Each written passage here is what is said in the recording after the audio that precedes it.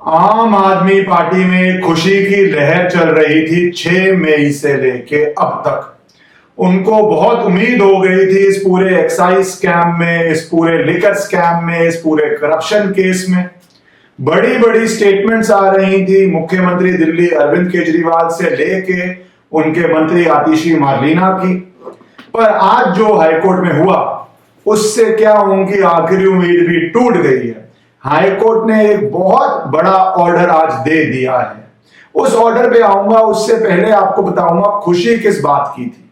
खुशी इस बात की थी कि फाइनली एक ऑर्डर उनके फेवर में गया था ईडी के कोर्ट से, स्पेशल कोर्ट से, जहां पे 2 व्यक्तियों को बेल मिली थी। पहला राजेश जोशी, दूसरा गौतम मल्होत्रा। उनको पीएमएलए कोर्ट से बेल मिल गई थी। कोर्ट ने जो बड़ी बातें कही मैं बता देता हूं। कोर्ट ने कहा कि जो एविडेंस है can not be considered incriminating enough to justify attraction of the bars and the rigours of section 45 ऑफ पीएमएलए एक्ट और continue detention and denial of bail. तो ये आपको पता है सीबीआई कोर्ट अलग होता है, पीएमएलए का जो कानून है वो पूरा अलग है। उसमें बेल की कंडीशंस काफी डिफिकल्ट हैं। उसमें सेक्शन 45 का बार है, 2 कंडीशन सेटिस्फाई करनी पड़ती हैं और वो सेटिस्फाई हो तभी आपकी बेल होती है। तो कोर्ट ने पाया कि हां, आप इन कंडीशंस को सेटिस्फाई करते हुए आपको बेल बनती है। कोर्ट ने कहा कि जो किकबैक है, मनी इस केस में बहुत इंपॉर्टेंट है। ईडी पीएमएलए केस में मनी प्रोसीड्स ऑफ क्राइम आपको पता है बहुत इंपॉर्टेंट है। तो कोर्ट ने यह भी पाया कि जो एविडेंस है, ट्रांजैक्शंस है, अप्रूवर की स्टेटमेंट है, उस सब के हिसाब से जो किकबैक अमाउंट है can not be considered incriminating enough and sufficient to justify the attraction of this 45 and कि आपको बेल डिनाई की जाए। आपको बता दूं ये गौतम मल्होत्रा कौन है। ये पंजाब का एक लिकर बैरन है। दिल्ली एक्साइज पॉलिसी में ये पकड़ा गया था, जेल में था। और राजेश जोशी ये चैरियट प्रोडक्शन मीडिया का ओनर है। इसके अगेंस्ट एक और बात भी इंपॉर्टेंट है ईडी की एलिगेशंस के हिसाब से, ईडी के केस के हिसाब से, वो ये है कि इसकी एक मीडिया कंपनी है, उस कंपनी को यूज किया जाना है, ईडी का मानना है। उस कंपनी को यूज करके चुनाव जो गोवा का है उसके अंदर फंडिंग की गई है। तो ईडी का ये केस इन दोनों के लिए काफी इंपॉर्टेंट था। ट्रायल कोर्ट का मैं दोबारा बता देता हूं आपको, क्योंकि जानकारी आपके पास पूरी होनी चाहिए। ट्रायल कोर्ट ने कहा कि ये व्यक्ति जोशी लिकर बिजनेस में नहीं है और ये किसी मीटिंग्स में इसका कोई ऐसा सफिशिएंट रोल नहीं है और ये कोई ग्राउंड नहीं है कि ये एविडेंस से टैंपर करेगा, विटनेस को इन्फ्लुएंस कर पाएगा। और जो इसकी मीडिया कंपनी ने फंड्स चैनलाइज करने की बात कर रही है, तो कोर्ट ने कहा इसके लिए सफिशिएंट एविडेंस नहीं है और एक विटनेस ने स्टेटमेंट रिट्रैक्ट कर ली। तो ऑल इन ऑल बहुत ये सारी ऑब्जर्वेशंस लेते हुए कोर्ट ने बेल दी थी। इसके इमीडिएट बाद, जैसे मैंने कहा, आम आदमी पार्टी की खुशी की लहर थी।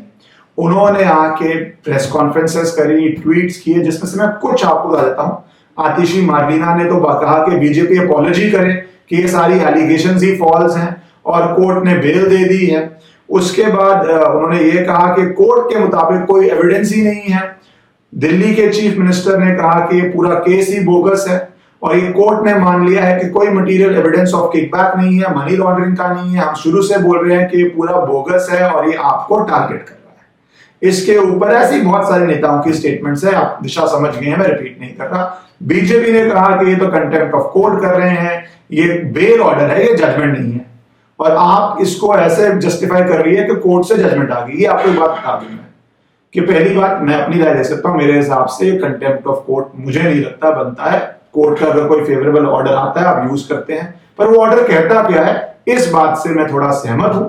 वो ये है कि ऑर्डर ने एक बेल हेयरिंग है, ऑर्डर ने नहीं बोला कि केस बोगस है, ऑर्डर ने ये भी नहीं बोला था एज इट इज, अगर उस ऑर्डर को मान भी लिया जाए कि कोई केस बनता नहीं। आपको पता है मनीष सिसोदिया की बेल डिनाई हो चुकी है।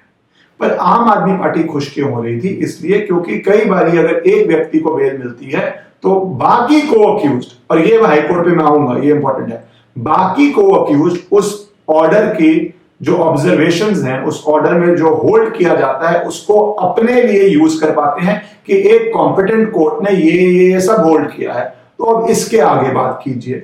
या वो ये भी कहते हैं पैरिटी, कि अगर एक अक्यूज को बेल मिल गई है तो पैरिटी के अनुसार दूसरे अक्यूज को भी मिल जानी चाहिए। ये ब्रॉड प्रिंसिपल है, पर इस प्रिंसिपल में एक एक्सेप्शन है, वो है आपका रोल क्या है। क्या आपका रोल उस को अक्यूज्ड के सेम है, सिमिलर है या डिफरेंट है। इसी केस की बात करने तो सीबीआई कोर्ट में बहुत लोगों की बेल हुई है, पर पैरिटी पे को अक्यूज्ड मनीष सिसोदिया की बेल सीबीआई कोर्ट ने नहीं की थी। उन्होंने कहा कि रोल ही डिफरेंट है, प्राइम रोल है, आर्किटेक्ट है, इन्फ्लुएंशियल पर्सन है, तो वैसे भी जरूरी नहीं है कि एक को अक्यूज्ड की बेल हो जाए तो दूसरे की हो जाए। ये सीबीआई कोर्ट में ही हो चुका है। बट फिर भी जो मैंने बताया आपको, दोनों पार्टीज की स्टेटमेंट बोलती, पर आज अब जो ऑनरेबल हाई कोर्ट में हुआ वो बात ने बिल्कुल ही एक सेटबैक दे दिया इस स्ट्रैटेजी को कि बाकी को अक्यूज्ड, इस केस में आप जानते हैं बहुत सारे लोग को अक्यूज्ड हैं, विजय नायर आपको पता है, मनीष सिसोदिया आपको पता है, तो बाकी को अक्यूज्ड जो रिलाय कर पाते उसको चैलेंज करते हुए ईडी कोर्ट में गई। ईडी ने ऑनरेबल हाई कोर्ट में इसके अगेंस्ट अपील डाली। ईडी ने कहा 3 चीजें मांग रही है ईडी, कैंसिलेशन ऑफ बेल, कि जिसको बेल मिली है वो कैंसिल कर दी जाए। दूसरी कि जो ये ऑब्जर्वेशंस हैं, ये ऑब्जर्वेशंस और या ये फाइंडिंग्स भी कुछ हैं, ये कोई और अक्यूज रिलाय ना कर पाए इन पे, कि कोई अक्यूज ये ना कर पाए कि वो भी बोल पाए कि ये ऑब्जर्वेशंस, ये फाइंडिंग्स, ये कोर्ट ऑर्डर में जो कोर्ट ने होल्ड किया है उसका लाभ हमें मिले। और तीसरा वो नोटिस चाह रहे थे। तो कैंसिलेशन ऑफ बेल पे तो ईडी ने आर्ग्यू कर दिया कि अब उनकी बेल हो चुकी है तो स्टे का तो पर्पस ही नहीं है, तो नोटिस इशू हुआ। पहली बात, कैंसिलेशन ऑफ बेल में जरूरी नहीं होता नोटिस इशू, क्योंकि बेल ना देने के कुछ और कानून है और किसी को बेल मिल जाए उसको कैंसिल करने का कानून कुछ और है। बहुत डिफरेंट है दोनों कानून। आपको शायद लगे सिमिलर सी बात है कि बेल होगी तो अपील में चले गए, नहीं, पूरा कानून अलग है। बेल मिलना एक चीज है, बेल मिल जाए तो उसको कैंसिल करने के ग्राउंड्स, पैरामीटर्स बिल्कुल डिफरेंट है, वो किसी और दिन डिस्कस करेंगे। तो नोटिस बहुत इजीली नहीं होता, कोर्ट ने नोटिस इशू कर दिया। साथ ही साथ जो उससे बड़ी बात है, कोर्ट ने बोला और कोर्ट ने ये होल्ड कर दिया अपने ऑर्डर में आज कि आप जो ये ट्रायल कोर्ट की फाइंडिंग्स हैं, उन सारी फाइंडिंग्स पे कोर्ट ने एक तरह से अगर मैं बोलूं कि स्टे लगा दिया। कोर्ट ने बोल दिया, ऑर्डर कर दिया कि observations made by the trial court while granting bail to Gautam Malhotra, Rajesh Joshi in money laundering case in connection with the alleged Delhi excise policy scam cannot be relied upon by any other co-accused in the proceedings। तो जो main बात थी कि ये order अब क्या सारे बाकी को-accused को लाभ मिल पाएगा, जिसमें आप जानते हैं विजय नायर, मनीष सिसोदिया हैं, तो कोर्ट ने कह दिया नहीं।